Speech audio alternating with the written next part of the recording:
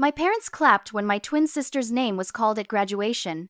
Not polite applause, not proud applause. The kind of applause that makes everyone turn and look like she just won an Oscar instead of the same degree I was getting 4 names later.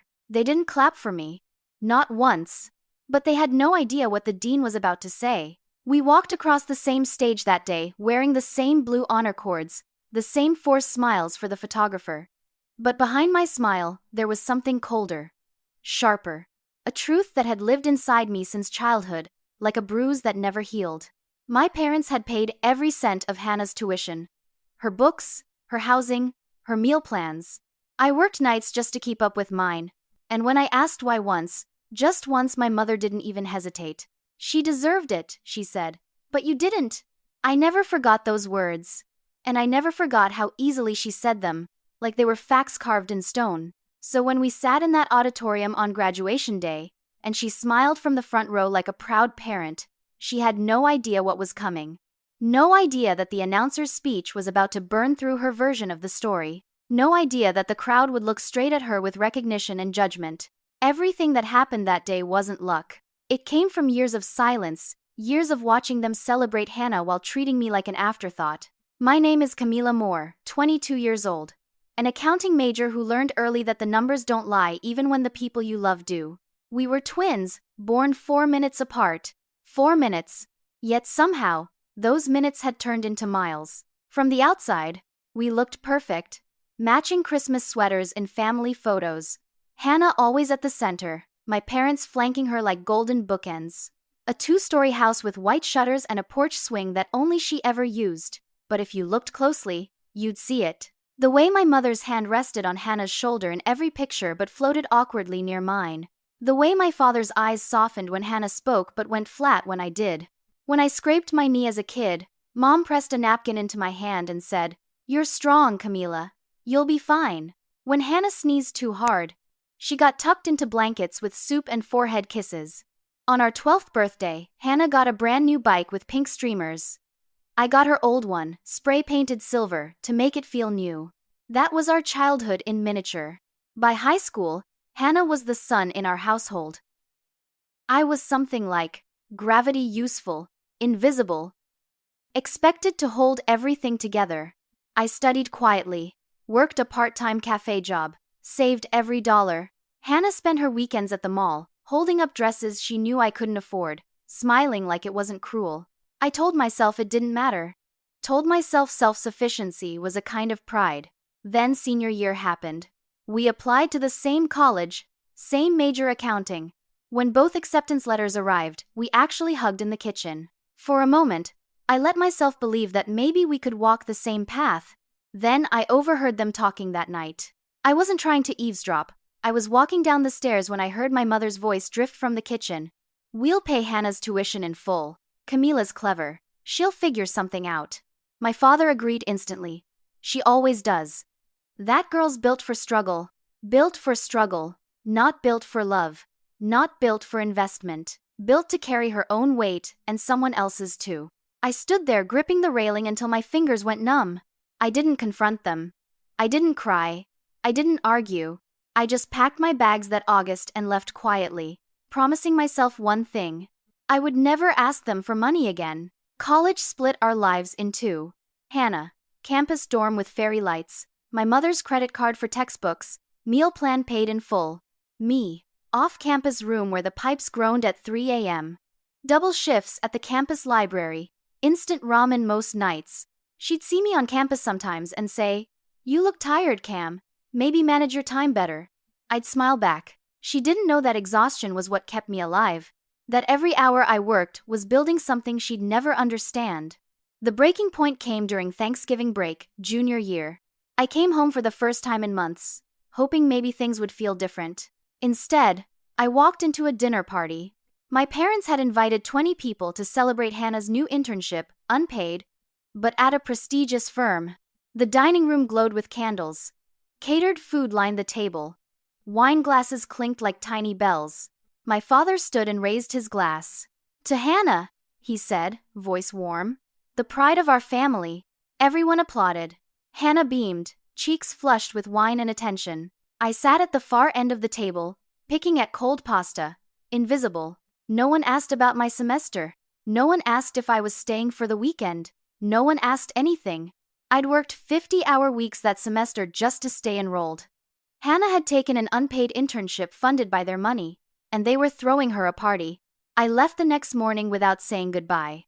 That night, back in my dorm room, I opened my laptop and searched Benjamin Ford National Scholarship. 5 recipients chosen nationwide. Full recognition. National ceremony. I started the application at 2 a.m. and didn't stop until sunrise. Around that time, I met Professor McLaughlin.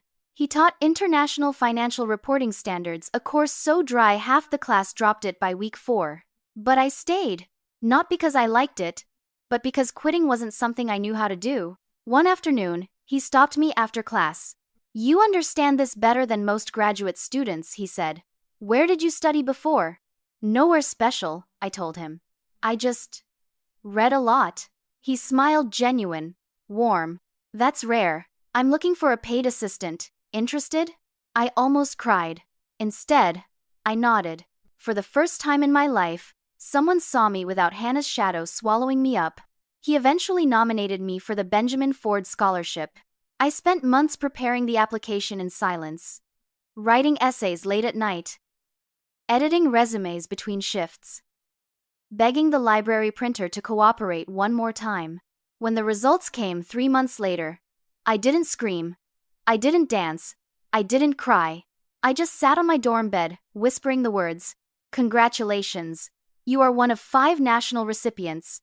I'd done it. With no help, with no support, with no family cheering for me. For the first time, I knew what pride felt like. I didn't tell my parents immediately, because good news in the wrong hands becomes ammunition. But 2 weeks later, I invited them to the awards ceremony. I didn't explain what kind of event it was.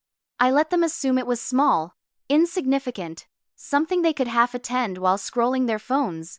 Let the truth reveal itself. The ceremony was held in a massive auditorium draped in blue and gold banners. I sat with the other recipients, hands trembling slightly, watching the doors. When they opened, I saw them. My mother Pearl's perfect hair, the same cream blazer she wore to all Hannah's events. My father stiff, uncomfortable in crowds, already looking for the exit. And Hannah camera ready, expecting a casual school award, probably planning to post it with a caption about supporting my sister. We exchanged polite waves across the room. They had no idea. The ceremony began. A drumroll of names, applause, speeches about excellence and perseverance. When the announcer reached my name, his voice shifted. Warmer, clearer, deliberate. "Our next recipient is an extraordinary example of resilience and self-discipline." My mother's smile brightened. She nudged my father. Without any financial support from her family, Camila worked 2 jobs often on the same day to fund her education. The smile froze on my mother's face. She listed 0 parental contribution on her financial aid application. Not because of estrangement, but because in her own words during the interview process, I was told I didn't deserve it. My father went rigid. Hannah lowered her camera, mouth slightly open. The announcer continued, his voice steady and clear. Her twin sister received full financial support during the same period. Yet Camila graduated with a 3.94 gigapascals to her sister's 2.8. Gasps rippled through the auditorium. People turned to look at my family. Someone whispered, "Her twin?" Despite working 50 hours weekly, Camila maintained the highest academic performance in her cohort. Her professors describe her as unstoppable, brilliant, and proof that merit needs no privilege. The room erupted in applause. And I stood, feeling 4 years of exhaustion lift off my shoulders with every step toward that stage. The dean shook my hand. "You earned this," he said quietly. "I know," I whispered back. From the stage, I could see everything. My mother looked like someone watching their favorite story collapse on live television. My father stared at his hands. Hannah's face had gone pale, her camera forgotten in her lap, and at the back of the room, Professor McLaughlin stood clapping, eyes bright with pride. Someone had seen me. Someone had believed in me. Just not the people who were supposed to. After the ceremony, strangers flooded toward me. Professors, recruiters, students I didn't even know. Business cards pressed into my hands. "Congratulations," whispered like prayers. A woman from Ford and Levine Accounting pulled me aside. "We'd like to interview you for our New York office. Are you interested?" "Very," I said. I took my time walking over to my family. They stood in a corner, isolated, while other families celebrated around them. Mom spoke first. "Camila, we had no idea it was this big." "I know," I said calmly. "You wouldn't have come otherwise." Her smile faltered. It's true, but it's okay. You don't have to pretend anymore." Dad cleared his throat, grasping for control. "We always believed in you, sweetheart. We just thought you were so capable." "Capable was your word for convenient," I said quietly. He blinked. Hannah stepped forward, voice small. "I didn't know you worked that much." "You never asked." Her eyes dropped. Mom tried again, voice tight. "We are proud of you." "You're proud of the scholarship," I said, "not the person who earned it." She opened her mouth to argue. I didn't let her. "You paid for her to coast. I paid my own way to surpass her. The difference is in the transcript." Hannah flushed crimson. The recruiter from Ford and Levine appeared at my elbow. "Miss Moore? We're ready when you are." I turned back to my family one last time. My mother looked smaller than I'd ever seen her. My father wouldn't meet my eyes. Hannah was crying quietly, mascara starting to run. "You didn't believe I deserved it," I said. "I proved you don't deserve me." Then I walked away. No hug, no goodbye, just the clean, final sound of my heels clicking across marble. The week that followed was chaos I didn't witness firsthand. My phone filled with messages. Aunts I hadn't spoken to in years. "We had no idea you were struggling." High school friends. "Your mom always made it sound like you both had it easy." Cousins. "That speech was brutal. Are you okay?" Even Hannah texted, "Can we talk?" I deleted most of them. My mother called twice. Left one voicemail. "Camila, sweetheart, I think there's been a misunderstanding. We never meant to make you feel. We just thought Hannah needed more support. You were always so capable on your own. Please call me back." I listened to it twice. Then I deleted it. Not out of cruelty. Out of clarity. She still didn't understand. Capable was never a compliment. It was an excuse. A week later, I accepted the New York offer. Packed my bags. Rented a studio in Brooklyn. Started over in a city that didn't know my name or my history. Before I left, I mailed one envelope to my parents' house. Inside, a copy of the award letter. A copy of my transcript. A copy of Hannah's transcript. No note, no explanation. Just 3 pieces of paper that told the whole story. 3.94 versus 2.8.